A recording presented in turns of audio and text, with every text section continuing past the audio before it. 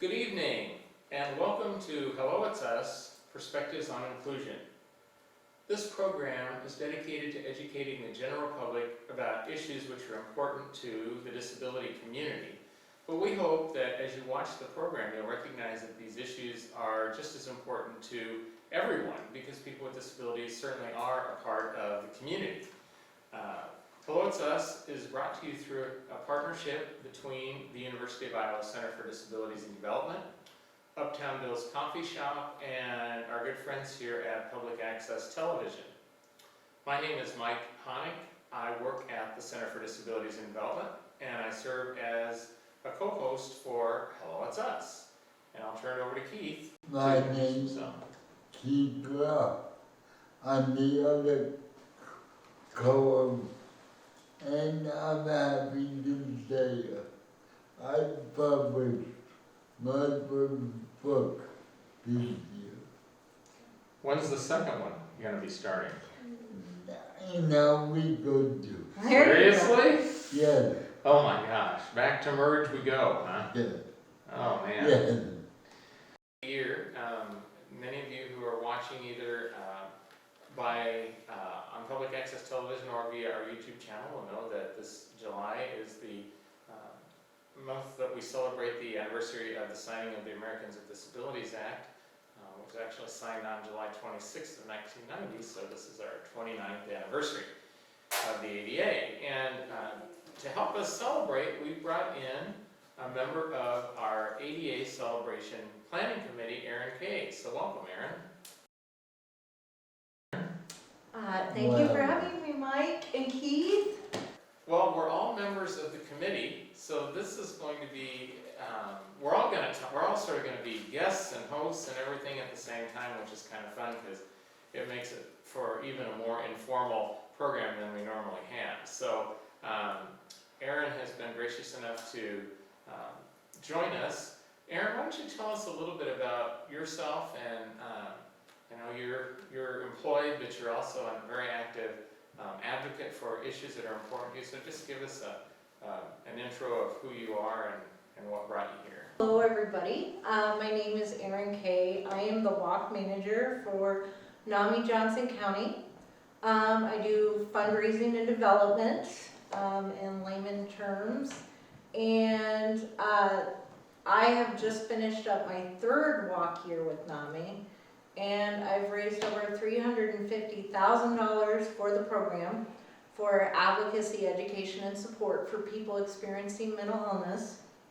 And those funds go to support our family-to-family courses that take place every month, our Place Pure Wellness Center, which is our mental health drop-in center based in Iowa City on 10 East Benton Street, right across the street from the recycling center. You can come and you can be a part of this community. You don't have to feel stigmatized. We have people from all walks of life, people with bipolar, people with schizophrenia, people with manic depressive disorder who benefit from our programs. So yeah, that's a little bit of what I do professionally, and then I was asked to be a part of this committee because I also have cerebral palsy. Yeah, so it's a condition in our muscles that impairs our coordination and our ability to move. I use a walker, but I'm fabulous at doing that. And yeah, so I consider myself an advocate for disability. I'm a writer for The Mighty, which is a pretty big online platform in the disabled community. I write articles regarding sexuality and disability, you know, identifying with your disabled identity, dealing with internalized ableism. So yeah. Sounds like we could have you on for a whole show talking about those blogs. I think that they're really interesting, and I think that a lot of us don't take nearly as much advantage of them as we should, because we all have unique experiences that result from our disability. And I think what's cool about you is that people would probably see you and think, oh, she works with physical disabilities, and you do advocate in that area, but your professional position is with another disability. So we're living cross disability, just like everybody thinks that I must work for the Department for the Blind. I'm pretty surprised when I don't. In fact, I've been working at the university for almost 26 years, and I think Yeah. people still think that I work for the Congrats. Department for the Blind. So. Mike, I'd like to mention that this is my 29th celebration. Yeah. It started as a parade 29 years ago. Really? So the first anniversary? The first couple were parades downtown. And they went into the downtown area? Yes, So there was some marching probably? yes. Yeah. And I think I remember stories about it being really, really hot one year and people having some health issues maybe? Do I remember that or? That was the very second year we marched to the city park and back. That was a little much, huh? Yeah, it was a hot day. Well, let's talk a little bit about this celebration so people can kind of prepare for it. Who wants to start with some of the details as far as time and date and location and all that? Okay, it's from 10 to 12, Saturday morning, July 27th. The main location is convenient on the Bedmore itself. Merge, but hopefully the weather will be cooperating. So the actual celebration is going to be on the Ped Mall. Yeah. To those people watching this from in or near Iowa City, you probably are aware that the Ped Mall has been going through a lot of construction for the past couple of years, and it's not done yet, unfortunately. So, Keith, what is the best way to get there? To come down Washington Street and then come in that The way? best way is Washington Street or through the hotel. Oh, okay, through the Graduate, I guess. Yeah. That is, The Graduate. okay. So, all right. Well, that's good, and it's 10 to 12. And let's talk a little bit about before we get too much further.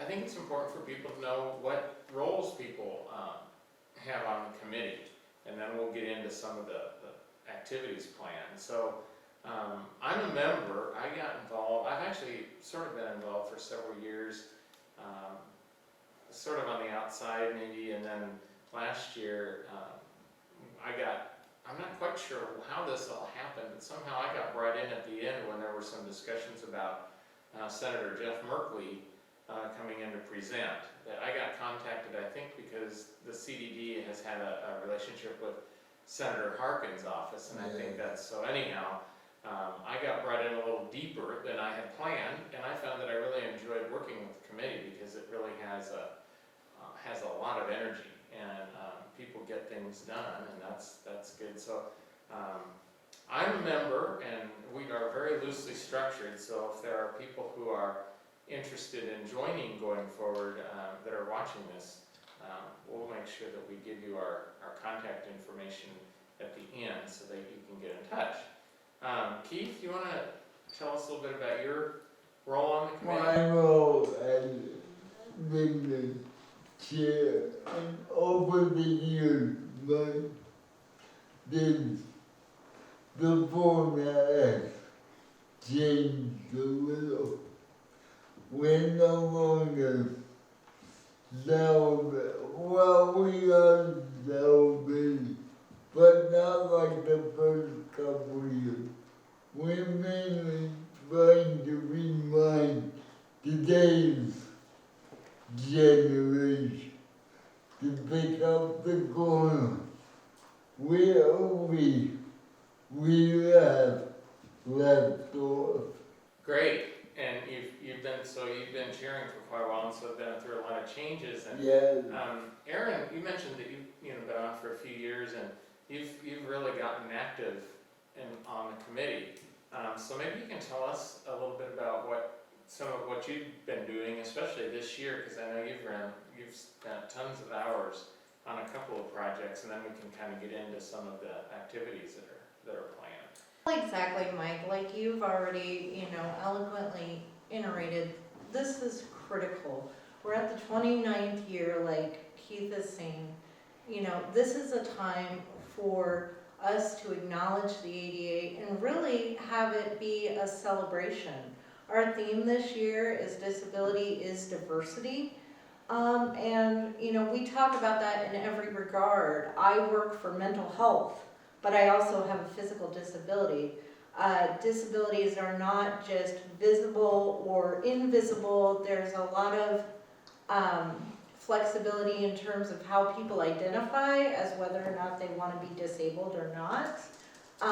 And we just want everybody to feel like they could be a part of this wonderful program. Just to reiterate, July 27th on the Ped Mall.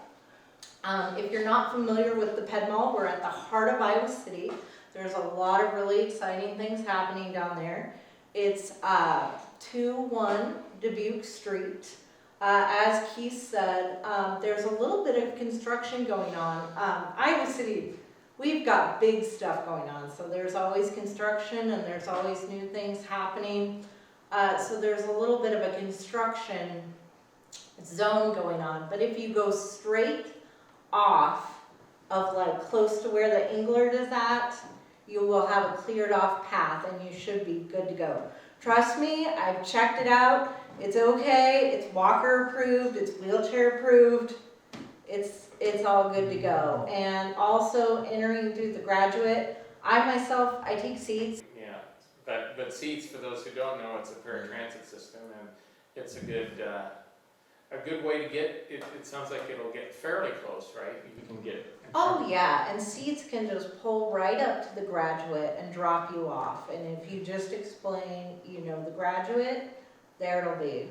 If I may interrupt, I'll remind those who want to take seats, don't forget there's a 2-week window. So you should get your reservation in now. So, well, thanks for covering those details there, and I know you were also very active in developing the poster, which went out. One of the things that's really neat about the celebration committee is that we are very grassroots, and people, we do have some agency people, and we, like myself, although I kind of, many of us wear a couple of hats because, I'll never not be an advocate, but we have, and Right. You are actually an agency person too, but when you come to the committee, you're all, as I am, and as Keith did when he worked for the Independent Living Center, we get into really representing ourselves and wanting to,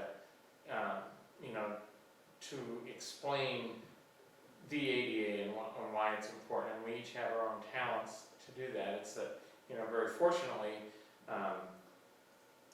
my participation, for instance, working for the Center for Disabilities and Development, I've been able to encourage our organization and people that participated before me to encourage our organization to sponsor and have a table and so forth. So it works really nicely because we're people with disabilities, but we're also members of organizations in some cases.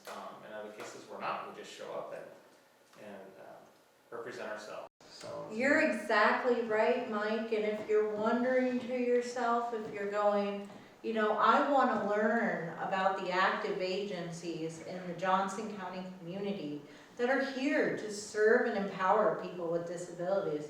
Let me tell you, we've got a wonderful lineup of community agencies, including Access to Independence. As Mike was talking about, we have the Center for Disabilities and Development representing as a table. We have, of course, NAMI Johnson County, the National Alliance on Mental Illness, the ARC of Southeast Iowa, Systems Unlimited, several groups coming together from all walks of life to come and not only advocate for their services for people with disabilities, but to really bring to light we are doing things in the community. And one of our speakers, Simon Andrew, who is the ADA coordinator for the city, is working actively to ensure that our city of Iowa City is accessible for all. So he'll be speaking and talking about his experience of working through the city and making it accessible. So we're really excited. And the ideal spot is on the table because people wander in and out. That's And good. if they don't know much about the disability movement in general, they might pick up a few things here and there. You bet, and we do have a couple of other, going back to Aaron's comment about Simon Andrews speaking, we have a couple of other speakers that we have confirmed. One of them is a representative or I don't remember for sure if he's a current student or perhaps an alumnus of the UI Reach program. We did a show on UI Reach many years ago now, but it's thanks to Sujit, our technical director, is archived. And UI Reach is a non-academic 2-year, sometimes 3-year program for students with intellectual and developmental disabilities. It helps them to prepare for living in the community, getting a job, teaching a lot of those daily living practical skills. It's a great program, and we have a person, our committee under Aaron and Keith's guidance, and really everybody has stepped in and agreed to this, is that we need to have a younger presence on camp presenting. And so we have someone from UI Reach. We also have someone, we believe it's going to be Katie Ecker. Some of you may know her. She's with, it's USDA is their acronym. We also did a show on them not so long ago. And we think it stands for University of Iowa Students for Disability Advocacy and Awareness. Yes. And they have been really active. I believe they had a demonstration, or it was scheduled anyway a couple months ago out on the Pentecrest, and they've got some stuff going on with actively trying to move student disability services. We also did a program on them, by the way, a couple years ago, out of the basement of Burge Hall.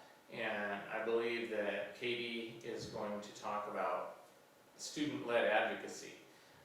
And we're super excited about that because we've all, I don't know, Erin, were you a student at the University of Iowa? I was not. I'm a unicorn. I did not go to the University of Iowa, Well, Keith and I did, Yeah. and many years ago, and the student advocacy just wasn't that strong, and it's really exciting to see these young students just take on responsibility, and instead of just saying we want something changed, they're going out and getting signatures and doing petitions. Anyway, I don't want to steal their thunder because it's going to be really exciting to hear them. And then we're reaching out to try to find one more speaker, and we can't confirm that person at this point. But at any rate, the speakers will have lots of energy. We can promise that. And I am just enthralled by Mike and Keith, and they will be emceeing our event. Your voice is immensely methodical, and I love hearing you talk about these different agencies and all the advocacy going on in Iowa City. It's a really exciting thing. Well, it's an exciting time, and I mean, there seems to be a lot of energy.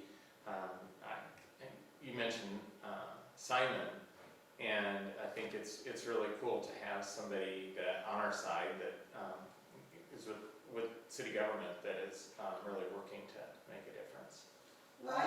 Right. I think what is the focal point now is that many younger people with disabilities are highly educated. That they're speaking up more. I think, Keith, there's truth in that. I also think that we are creating an environment in which people with all kinds of disabilities are speaking up. We were talking before the show about a gentleman, a young man who we hope to have on a future episode of the show, who has cerebral palsy, is in his early 20s, he's gone through a leadership training program, but he has not gone to academic college. He's actually overseas right now doing like a 2-month internship so he can learn about the culture where he originally came from, so he can at some point go back and teach self-advocacy in that country. Oh, wow. And, I think, maybe not so very long ago, maybe even 10 years ago, I'm not so sure that would have happened. And it does seem like we have a lot of momentum, and I think that's because lots of people representing disenfranchised populations are speaking up. It's pretty exciting. Very visual from ADA itself. If ADA wasn't enacted, we wouldn't be as far as we are. Right. I think you gentlemen are making some really good points. Again, the purpose of the 29th ADA celebration in Johnson County is to really bring together schools of thought. You have people who grew up pre-ADA, Yes. before we had curb cuts, before we had the regulation in bathrooms, before we had any kind of regulation of any kind. And then you have the post generation that I grew up in that we're still experiencing issues with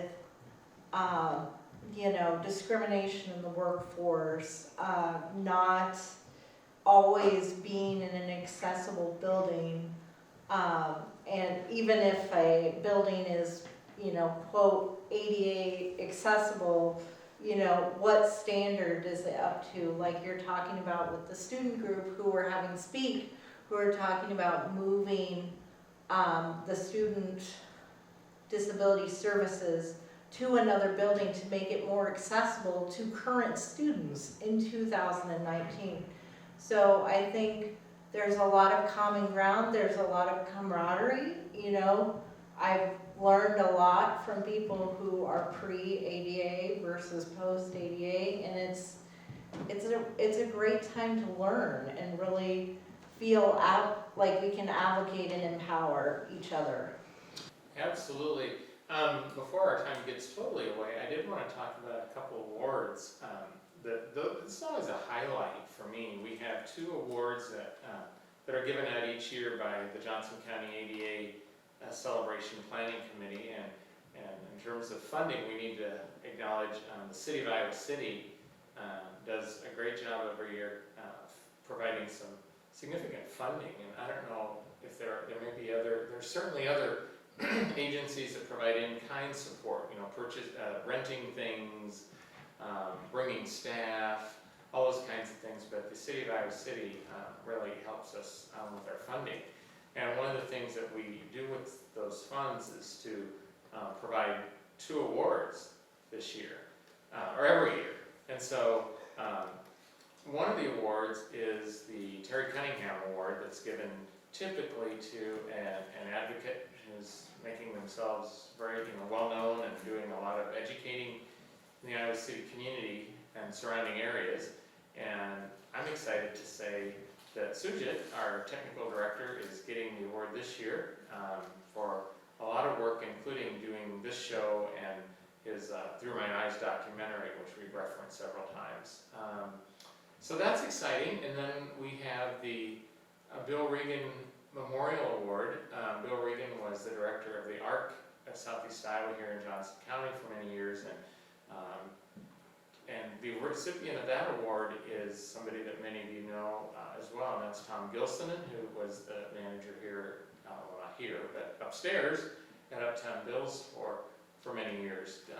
I knew him. Did either of you? I don't. Keith, you knew him pretty well. Yeah. I knew. And Erin, anybody want to comment on Tom and the basis for that nomination? He was very versed in Bill's life he could talk about the history of Bill from the moment he came from Minnesota.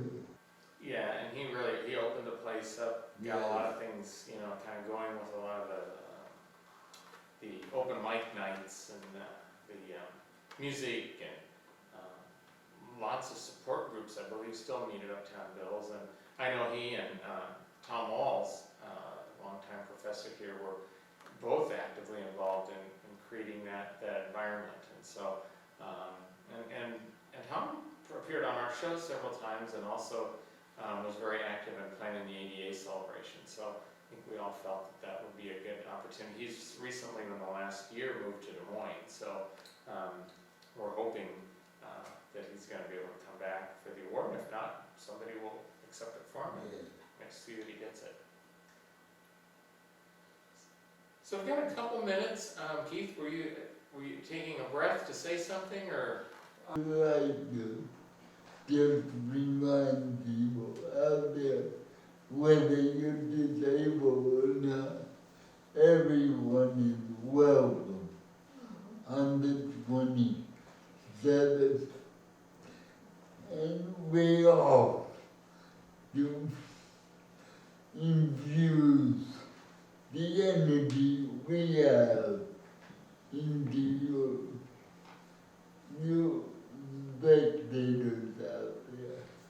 Spectators who we hope will be participants. Yeah. And I think, one thing I neglected to mention, I believe that the Infinity Dance Company is, so we try to mix in some fun things with all our speeches and awards, and I know that, I believe anyway, that they're coming. Some of you have seen them in the past, and I believe that the combined efforts, either choir or maybe the theater company, someone has reached out to them, and so I want to acknowledge those groups because I believe there's a good possibility that they're coming.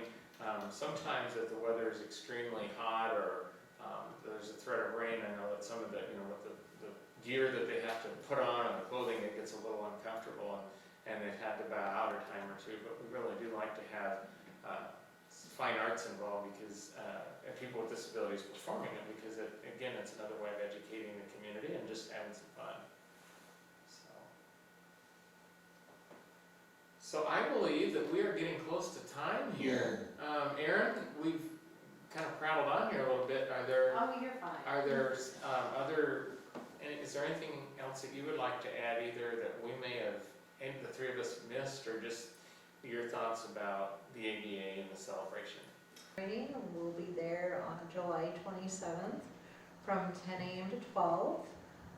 We will have a variety of speakers, kind of like we spoke about, and along with agencies joining us for that day. Again, we'll be, as Mike said, we will be recruiting active people who want to feel empowered, and whether you have a disability or not, really being part of this committee and joining us and continuing to empower people with disabilities. So what do you think the best way is?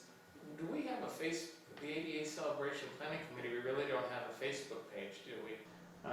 We don't have a Facebook page for the committee, but we do have a Facebook event that's floating around Facebook, and hopefully you've seen our updates, including our flyer with image descriptions, a route of construction that also includes an image description.